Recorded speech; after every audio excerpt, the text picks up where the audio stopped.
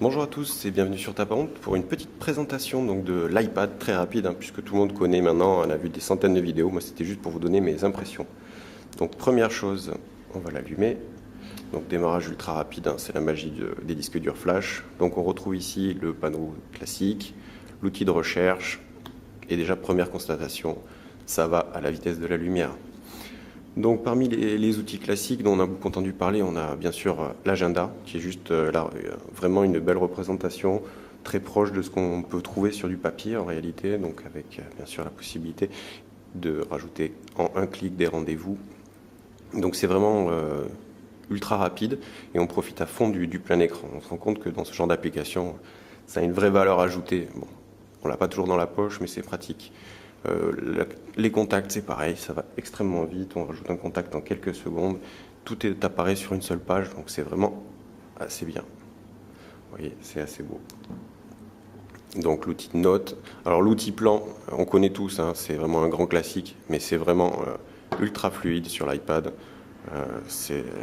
On a même bien sûr Street View, et là Street View prend vraiment toute son ampleur, parce qu'on est vraiment dans la visite virtuelle, les lieux, c'est juste beau.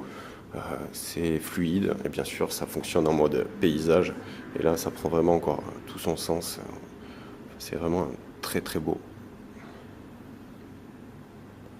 On trouve bien sûr les outils classiques comme la possibilité d'afficher le trafic routier. Donc toujours dans la série on retrouve vraiment toutes les applications classiques, Book dont on a beaucoup entendu parler et moi auquel je crois beaucoup, qui va permettre de faire vraiment de la lecture sur ce très très bel écran.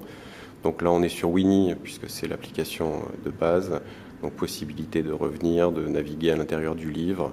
On trouve ici à droite, je vais revenir sur ce mode-là. Bien sûr, si on bascule, on a vraiment la lecture. Et ici en haut, on retrouve les outils de recherche pour agrandir les caractères, pour ceux qui voient même bien, et la gestion de la luminosité. Donc vous voyez, l'accéléromètre fonctionne vraiment à plein. La question qu'on peut se poser éventuellement, c'était la question de navigateur. Bon, j'ai testé forcément sur Taparonte, tout fonctionne, les vidéos YouTube, c'est vraiment tout s'affiche. C'est d'une fluidité, c'est un confort, il n'y a pas à dire, c'est vraiment très très beau, quoi. Donc bien sûr, on a la gestion des onglets, pas encore du multitâche, mais en tout cas, voilà. Vous voyez, c'est fluide. Je suis en Wi-Fi, bien sûr, c'est un iPod Wi-Fi, 16 Go, classique, de base. Voilà, on accède, bien sûr, hop, et la possibilité de fermer.